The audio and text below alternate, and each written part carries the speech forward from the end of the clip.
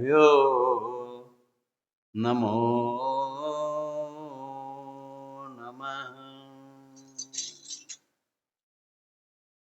तो प्रसंग चल रहा था कि यही संस्पर्शजा भोगा दुख योने एवते आद्यंतवंतः कौन्तेय न तेषु रमते बुधः। कि ये जितने भी संयोगजन्य सुख हैं, सुख भोग और संग्रह, यही जीव के दुख के कारण है और आदि अंत वाले हैं। इसलिए ज्ञानी व्यक्ति इनमें रमण नहीं करता है। अब अगला श्लोक है श्रीमद् भगवद गीता के 5वें अध्याय का 23वां श्लोक है। वहां तो दुख की बात कही है, यहां सुख की बात कही है कि तब कैसे सुखी हुआ जा सकता है, कौन व्यक्ति सुखी है। भाई यही संस्पर्शा भोगा दुखियों ने होते हो, सब तो दुखी हैं, तो सुखी कौन है? क्योंकि वहां तो डायग्नोज किया है, अब उसके बाद ट्रीटमेंट बता रहे हैं। वहां तो कहा कि भाई ये बीमारी है तुम्हारी, इस बीमारी के कारण से तुम दुखी हो, जीव मात्र दुखी है। अब वो कैसे सुखी हो सकता है, कौन सुखी है, ये बताया 23वें में। क्योंकि भगवान है, भगवान को तो सब मालूम है, उनकी माया और वही मायापति हैं, उनको तो पता है कि सब क्या रोग है, किस रोग का क्या निदान है, उनसे क्या छिपा है, सर्वज्ञ हैं वो। क्योंकि उनका ही तो खेल है, सारा खेल जो है माया का ही तो खेल है, ये उन्हीं का खेल है, वही नचाने वाले हैं, जीव को नचाते रहते हैं। उस दिन बताया ना आपको कि क्या अंतर है माया में और भक्ति में, क्या अंतर है। माया जो है जीव को नचाती है और भक्ति भगवान को नचाती है। तो सुखी वही है जो भगवान को नचाता है। एक तरह से ये हो गया कि भगवान की मनसा पूरी हो गई, भगवान की इच्छा पूरी कर दे जीव। भगवान तो यही चाहते हैं ना कि इस माया मोह से छूट के दिखा दे, इस खेल से छूट के दिखाए, इस आंख मिचोली से छूट के दिखाए। मैंने जो माया रची है, इस माया से कैसे सुखी हो सकता है वह, माया में रहते हुए भी माया का प्रभाव नहीं हो। देवी ऐसा गुणमयी मम माया दुरत्या मामे भी प्रपदनते माया में तम तरंती थे। जो मेरी शरण में आ गया या मेरे कहे अनुसार चला, मेरे इस गीता शास्त्र के अनुसार जीवन जिसने बना लिया, वो तो है सुखी। जिसका त्यागमय जीवन हो गया, भोगमय जीवन नहीं है, वो योगी। बाकी दुखी, भोगी योगी नहीं हो सकता, योगी भोगी नहीं हो सकता। और भोगों को भोगने वाला कभी दुख से बच नहीं सकता। इसलिए भगवान कह रहे हैं शक्नोति हे वह सोढ़ुम प्राक शरीर विमोक्षणात् काम क्रोधोद्भवम वेगम सयुक्त स सुखी नरः। कि इस मनुष्य शरीर में जो कोई मनुष्य शरीर छूटने से पहले ही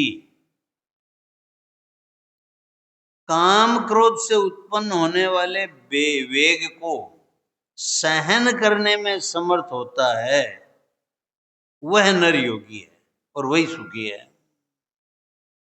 यानी काम और क्रोध जो नरक के द्वार है, काम क्रोध मोह, या जिसे काम क्रोध लोभ कहा जाता है, काम क्रोध मद लोभ सब नाथ नरक के पंथ,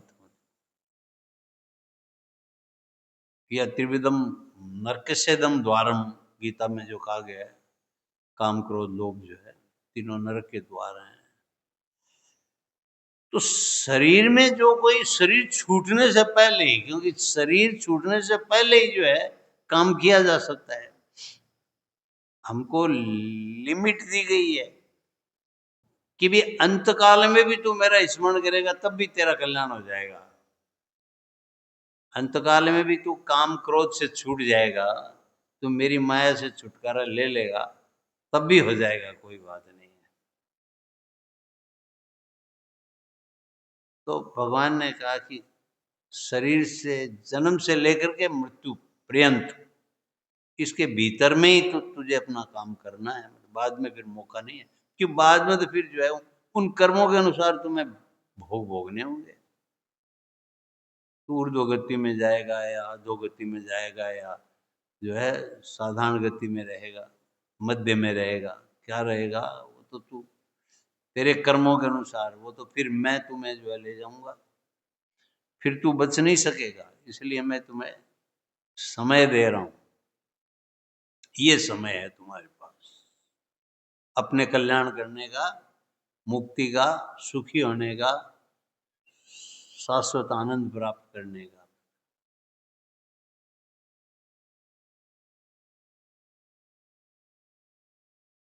शरीर छूटने से पहले ही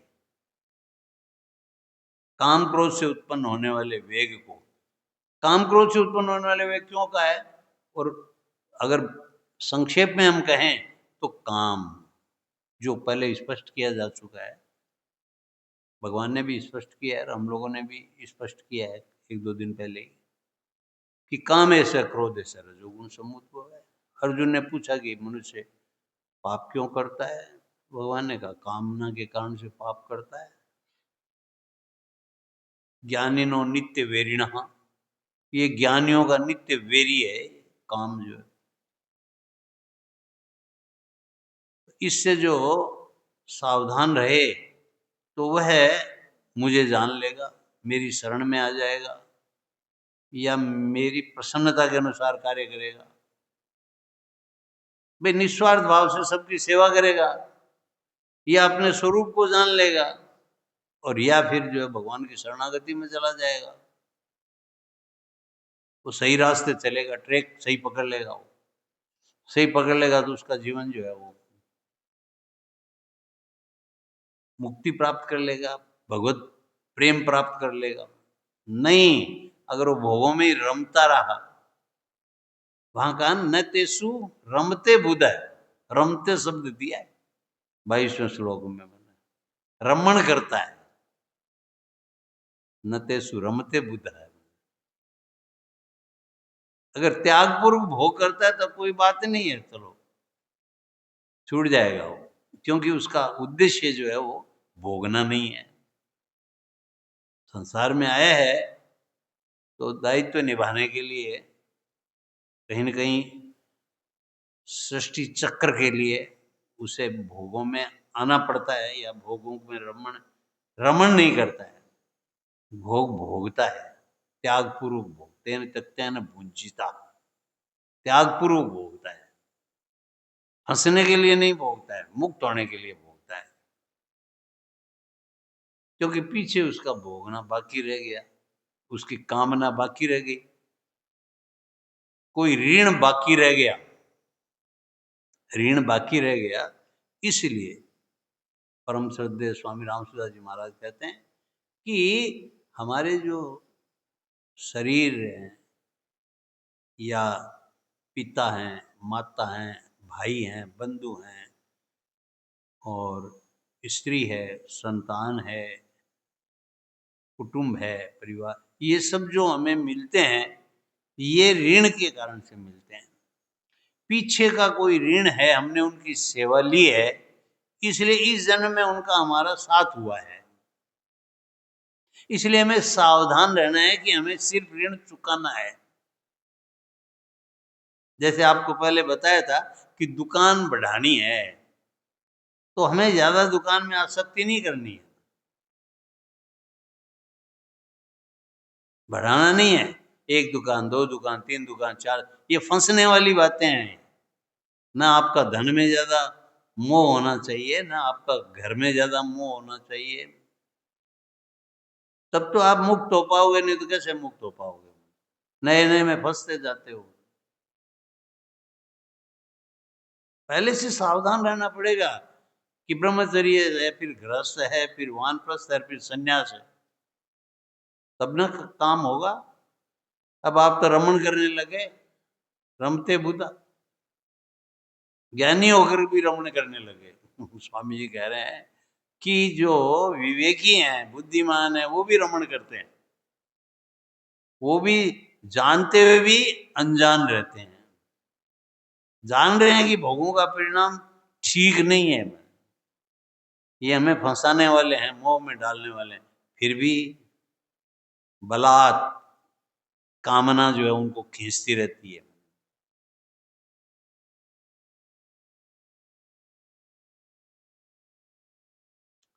परम श्रद्धेय स्वामी श्री राम सुखदास जी महाराज कहते हैं, क्योंकि वहां योगी का है, देखो, वह नर योगी है और वही सुखी है। इसका क्या मतलब? कि जो योगी है वही सुखी है, जो भोगी है वो दुखी है। सीधी बात आ गई। भगवान जो कह रहे हैं कि काम क्रोध से विवेक को सहन करने में जो समर्थ है वह योगी है, वो भोगी नहीं है। तो इसके विपरीत बाकी सब जो भोगी हैं, तो भोगी जो है वो दुखी है, और योगी जो है सुखी है। तो यदि जो योग के मार्ग चल रहा है वो सुखी है, जो भोग के मार्ग चल रहा है वो दुखी है। सीधी बात है। दो रास्ते हैं। जो सावधान होकर चल रहा है, आज का स्वामी जी का जो उपदेश है वो यही है, प्रवचन जो है यही कह रहा है, समय का सदुपयोग। ये जो समय आपको दिया गया है, from this to that end, from birth to death, इसके बीच का जो समय है वही हमारी मुक्ति का समय है। स्पैन दे दिया है कि भैया स्पैन है आपका, कि जन्म से लेकर मृत्यु तक इसके बीच में आप अपने आप को जो है मुक्त कर सकते हो, भगवत प्राप्ति कर सकते हो, भगवान को नचा सकते हो, ज्ञान प्राप्त कर सकते हो, पूर्णत्व प्राप्त कर सकते हो, सब कुछ कर सकते हो।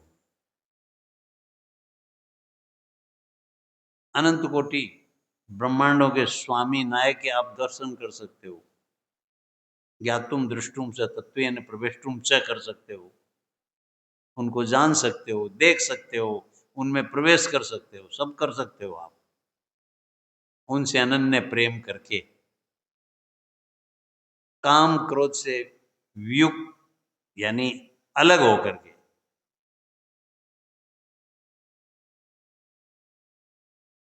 और काम क्रोध के अधीन हो गए। काम क्रोध का मतलब, क्रोध तो बाय प्रोडक्ट है, क्रोध क्रोध तो कामना का बाय प्रोडक्ट है।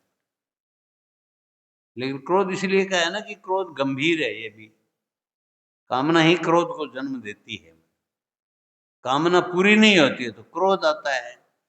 क्रोध आता है या बेचैनी होती है, व्याकुलता होती है। वह व्याकुलता ही हमें फिर पाप कर्म करने के लिए प्रेरित करती है।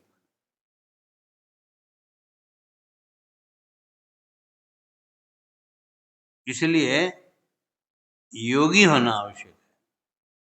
अब योगी होना हमें ऐसा लगता है जैसे बहुत बड़ा कोई सन्यासी हो गया, और ये हमारे लिए कैसे संभव है? हम संसार में रहते हैं, संसार में रहते हुए गृहस्थ में रहते हुए योगी कैसे हो सकता है? ऐसा लगता है। तो योगी आदित्यनाथ जी को समझ लो, वो भी तो योगी हैं। उनके तो गृहस्थी नहीं है, फिर भी योगी हैं, काम तो कर ही रहे हैं। जो उनका काम है वो कर रहे हैं, परमात्मा ने जो काम दिया है।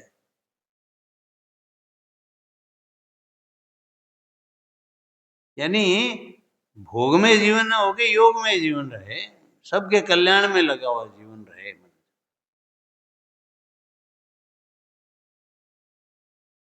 त्याग में जीवन रहे, कामना का त्याग, संकल्पों का त्याग, सहज जीवन रहे, सहज अवस्था रहे, उत्तमा सहज अवस्था, मध्यमा ध्यान धारणा, कनिष्ठा शास्त्र, तीर्थ यात्रा मार्ग, ऐसी स्थिति में रहे, सहज अवस्था में। सहज अवस्था का आनंद लूटे, समता में रहे, इसका अलग ही आनंद है सहज अवस्था का।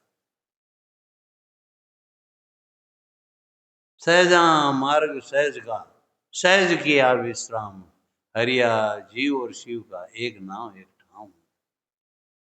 सहजा मार्ग सहज का, सहज किया विश्राम, विश्राम की स्थिति में रहे, अधिक उलझे नहीं, अधिक बढ़ाए नहीं जंजाल, माया का जंजाल जो है ज्यादा बढ़ाए नहीं।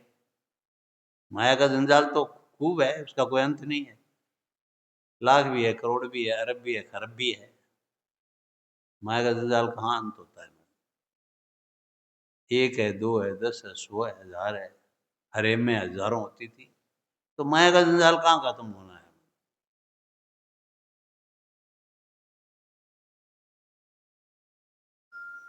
कम करे, सावधान रहे, जितना कम होगा उतना ही आनंद है।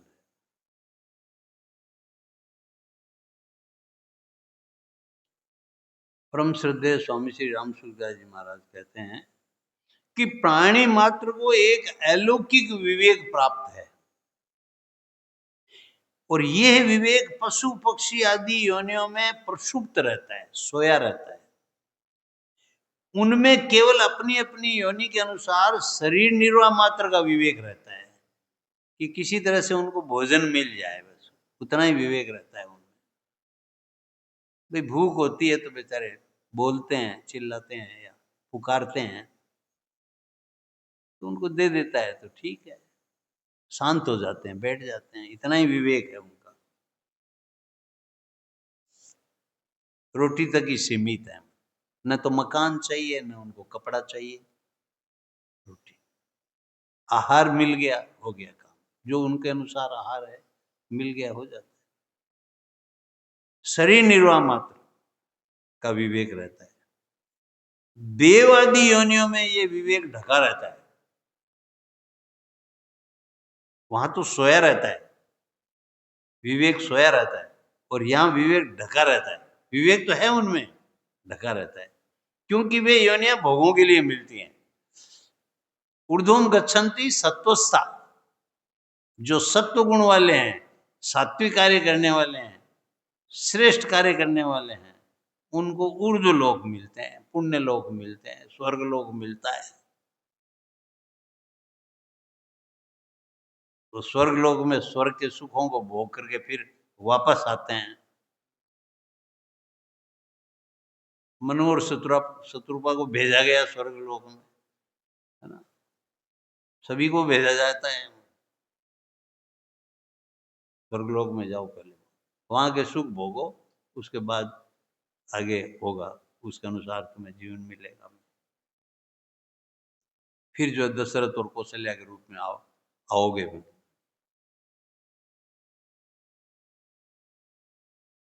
तो देवयोनियां है, देवयोनि में उनके अपने अपने विकार होते हैं। सूर्य देव का अपना अधिकार है, चंद्र देव का अपना अधिकार है, और जितने भी देवता हैं सबके अपने अपने अधिकार हैं, उन अधिकारों का भोग करते हैं।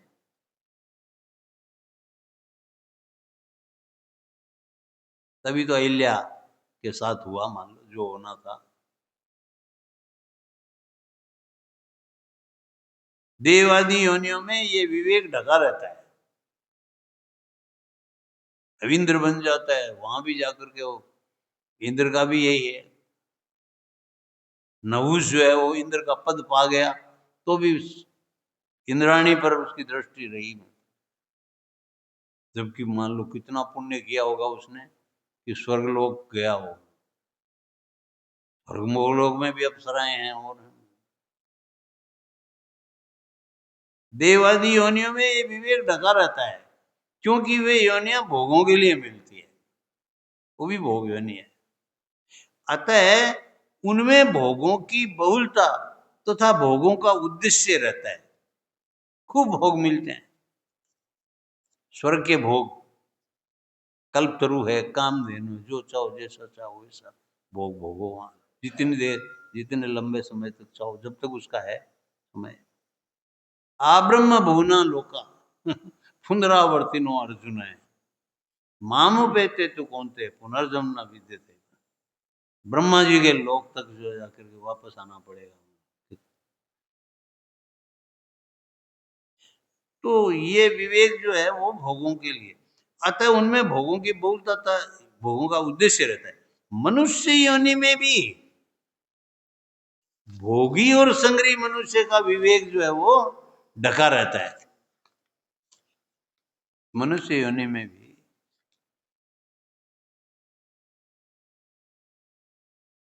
लेकिन ढके रहने पर भी ये विवेक मनुष्य को समय समय पर भोग और संग्रह में दुख एवं दोष का दर्शन कराता रहता है, क्योंकि ये साधन योनि है ना, इसलिए इसमें अपने को बीच बीच में जो है भगवान दुख भी देते हैं, कुटुंब से विच्छेद भी कराते हैं, और जो है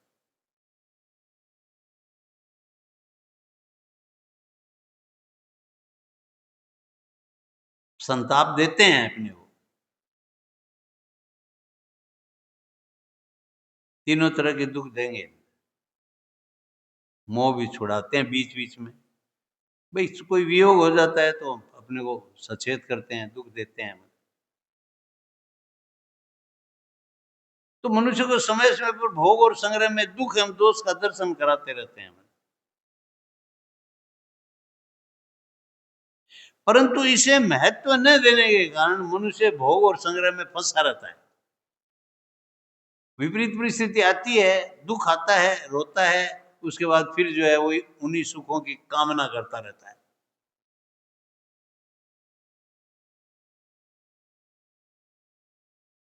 छूटता नहीं है, मोह नहीं छूटता, घर का मोह नहीं छूटता है, कुटुंब का मोह नहीं छूटता है, धन का मोह नहीं छूटता है, मोह बना रहता है। जहां जाएगा वहां धन की आस करेगा।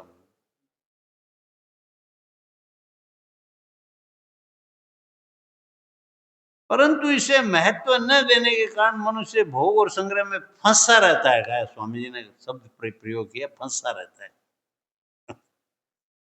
लगा रहता है नहीं, फंसा रहता है, फंस जाता है, ऐसा कि निकलना मुश्किल होता है। अतः मनुष्य को चाहिए कि वह इस विवेक को महत्व देकर इसे स्थायी बना ले।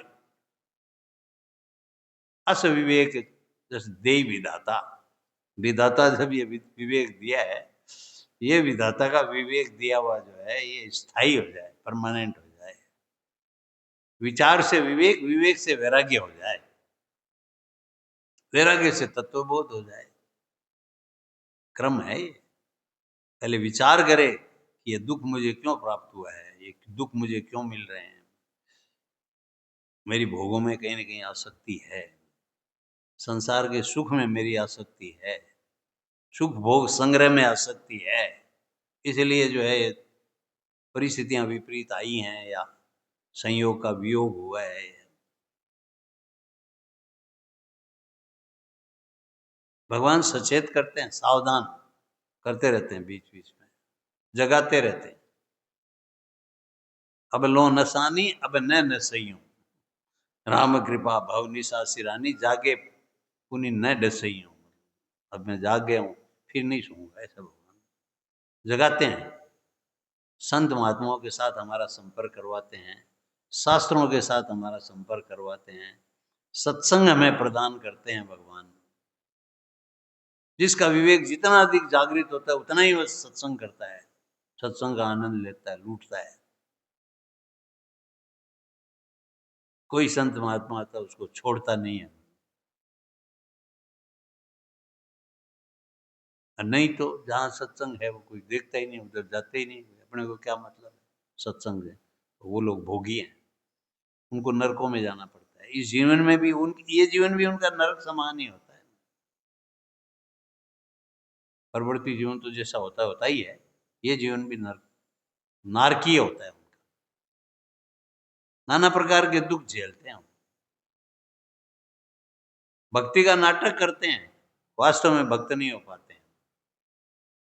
धन के कारण से भक्ति का नाटक करते हैं, बहुत बड़ा मंदिर बनाएंगे, अच्छा मंदिर बनाएंगे, ये करेंगे वो करेंगे, मेरा नाम हो जाए, ये हो जाए, वो हो जाए, भागवत करवाएंगे, ये करेंगे वो करेंगे। वो दान दक्षिणा देंगे, लेकिन अंतःकरण जब तक शुद्ध नहीं हो तब तक योगी नहीं हो सकता। रहता वो भोगी का भोगी है, मान बढ़ेगा भोग कर रहा है, मान बढ़ेगा भोग, यश का भोग करता है, मेरा नाम हो जाए, मेरे द्वारा ये काम हो रहा है, ये बात रहे। कर्तापन का अभिमान जाता नहीं है, कर्तापन भोक्तापन का अभिमान जो जाता नहीं है, इसीलिए वो नए नए संकल्प करता रहता है। कल मैंने बताया था ना आपको, शुभ अशुभ संकल्पों का भी परित्याग करो, सहज रहो।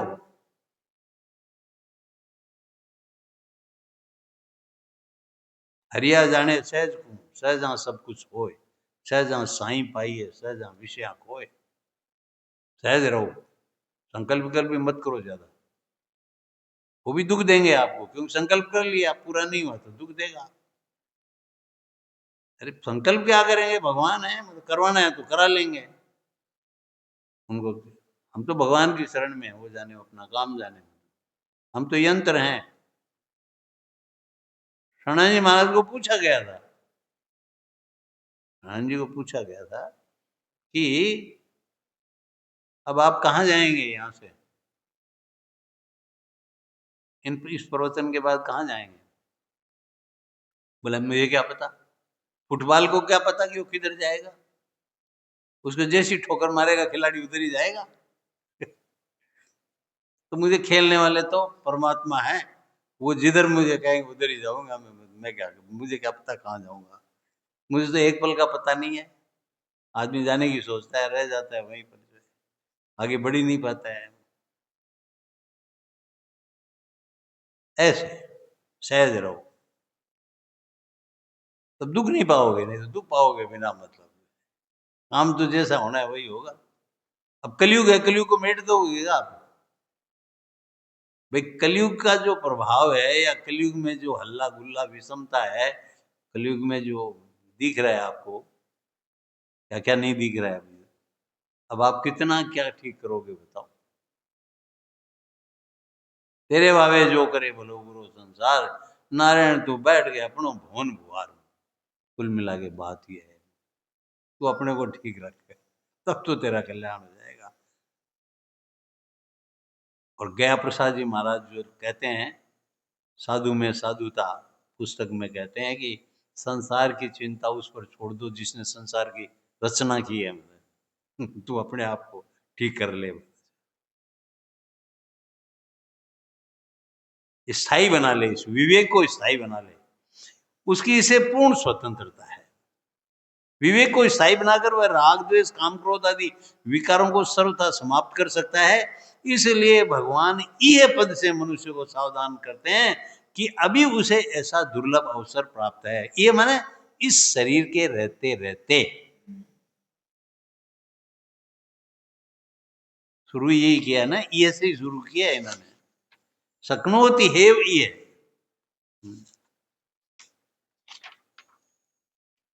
ये पद से मनुष्य सावधान करते हैं कि अभी से ऐसा दुर्लभ अवसर प्राप्त है जिसमें वह काम क्रोध पर विजय प्राप्त करके सदा के लिए सुखी हो सकता है।